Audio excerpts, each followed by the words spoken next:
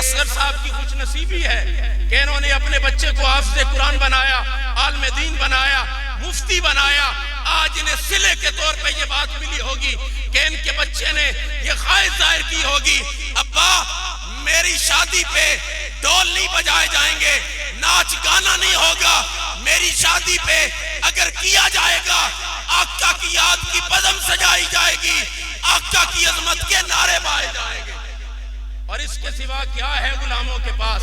کچھ نہیں ہے۔ میں جو بات آپ کے سامنے عرض کرنے لگا ہوں، ماحول بن گیا۔ قائد ملت اسلامیہ حضور امیر المجاہدین علامہ خادم حسین رضوی صاحب ساری زندگی تڑپتے رہے، کاش جہاد کا اعلان ہو جائے، کاش یہ امت میدان میں آئے اور باہر نکلے۔ آخری خطبے میں فیض آباد کے پل پہ بیٹھ کے بھی آپ نے فرمایا تھا، ہم بابری مسجد کو بھولے کوئی نہیں، ہم نے اس کا بدلہ لینا ہے۔ یہ اس سے اچھا موقع کوئی نہیں ہو سکتا کہ کشمیر کو آزاد کروا لیا جائے، اس سے اچھا موقع کوئی نہیں ہو سکتا کہ لال قلعے کے اوپر اسلام کا پرچم لہرا دیا جائے، اس سے بہتر موقع اور کوئی نہیں ہو سکتا۔ یار وہ فقط پاکستان پہ حملہ نہیں ہے، ڈائریکٹلی جو مساجد اور مدارس پہ حملہ کیا گیا ہے یہ اسلام پہ حملہ ہے۔ اور ہم نے قرآن میں سیکھا ہے کہ یہ جانیں چلی جائیں تو بدلے میں فقط تیارے نہیں گرائے جاتے، جان کے بدلے میں جان لی جاتی ہے، جان کے بدلے جان بھی لی جائے گی، اور مسجد کے بدلے مندر بھی لیا جائے گا، اور مندر کو یام نہیں لیا جائے گا، وہ مندر لیا جائے گا جو بابری مسجد کی جگہ کے اوپر لبیک لبیک یا رسول اللہ، لبیک لبیک لبیک یا رسول اللہ، لبیک لبیک لبیک۔